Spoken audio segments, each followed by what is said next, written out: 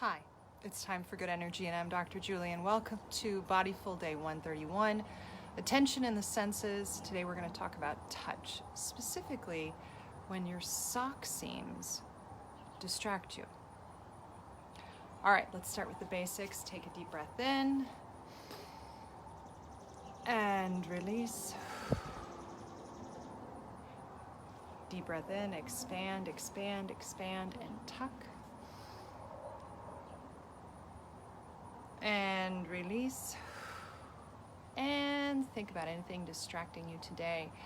The heat in southern Iowa is quite unbearable, so we'll think about that. And go ahead and take a deep breath in. And release. All right, today we're on day 6 of attention and the senses. And we are talking today about the sense of touch. And remember, through all of this, we're talking about the energy to have attention equals good energy in minus stressors. And for every sense that we have, for every experience that we have, there is going to be good energy in, and there is going to be a stressor. So today, we are talking about when your sock seams distract you. When I was in graduate school for my psychology PhD, I did a presentation at a conference on language. And while I was there, I met some other linguistics or psycholinguists who were talking about their gifted children and how their gifted kind of a sensory aware, overly sensorily aware children had to have their socks turned inside out because the feel of the seam on their feet, on the tops of their feet, was distracting. It would bother them. And we all have clothes that have those little bothersome bits and pieces. And they are things that we might wear because we have to, because that is our uniform. They are things that we might wear because society says this is cool, you should be wearing this, this is the new, fashion. And they are things that we might wear because somebody gave them to us and we feel guilty if we don't.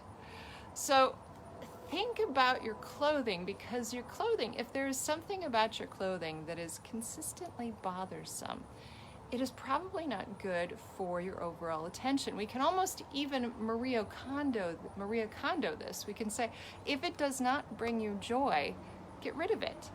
If your clothing distracts you, it is probably not good for you. You probably should not keep it in your wardrobe, because that little bit of attention could be what clicks you into the next new idea. The little bit of attention could be what helps you pass a test. It could be that little bit of attention that helps you not slice your finger off, not slice the end of your fingernail off.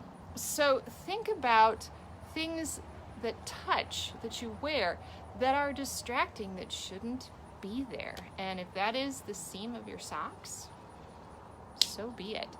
Now, of course, that's the stressor. So we're going to talk about the good energy in too, because for those of us who are distracted by the sense of touch, sometimes, or easily distractible, sometimes a consistent sensory input from, say, touch is actually a good thing. And I brought this out before, this little spiky ball. I think if it used to, I don't know if it does it anymore, but it used to light up.